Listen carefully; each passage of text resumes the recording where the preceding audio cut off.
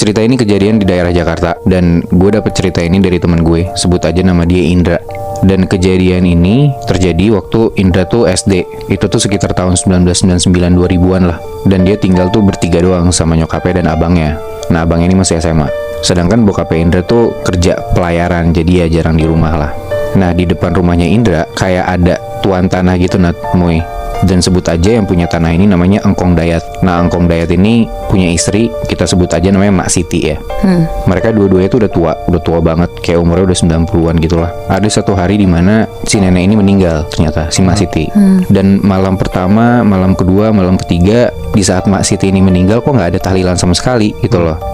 Dan Engkong Dayat ini gak pernah ngadain apa-apa. Ya mungkin emang kepercayaannya gak ada gituan kali ya, si kepercayaannya Engkong Dayat ini.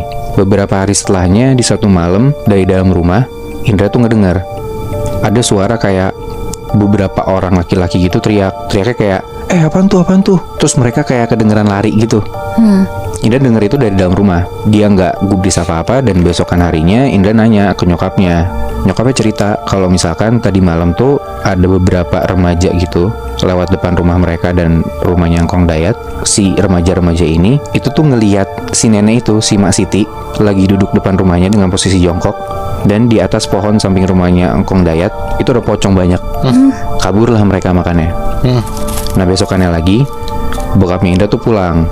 Sampai di rumah, dia nanyalah si bokapnya ini ke nyokapnya Indra.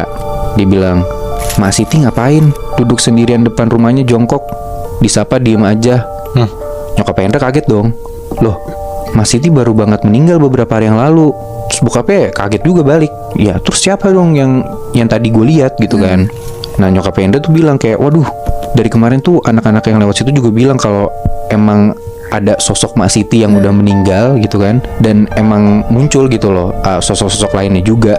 Nah, udah tuh besok malamnya bokapnya Indra duduklah di teras depan rumahnya ngerokok. Kebayang gak sih lo kalau misalkan teras rumah orang Betawi gitu yang kursinya ada dua, terus di antara kursinya ada meja gitu. Nah, bokapnya tuh ngerokok di situ malam-malam, bokapnya Indra. Nah, Engkong Dayat nyapa biasa lewat gitu kan, terus sama bokapnya Indra ditawarin kopi, nggak mau. Udah tuh masuk Engkong Dayat ke dalam rumahnya dia. Dan gak lama di tengah-tengah bokapnya Indra lagi ngerokok, tiba-tiba dari sebelah kuping bokapnya Indra, bokapnya tuh dengar, "Bang, minta rokok." Begitu bokapnya nengok, ternyata Natmoy itu Mak Siti. Bangsat.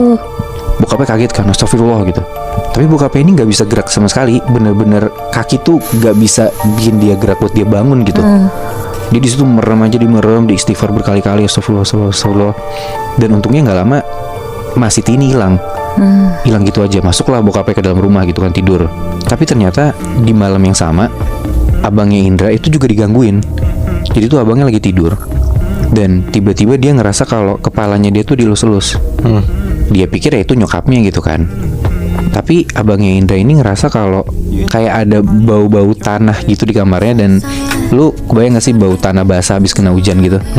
Dan ya lama-lama itu bikin dia gak nyaman gitu loh. Dan pas abangnya Indra kebangun, dia ngeliat ke atas kepalanya, ternyata yang ngelus-elus itu Mak Siti, Nat. Anjing. Gila.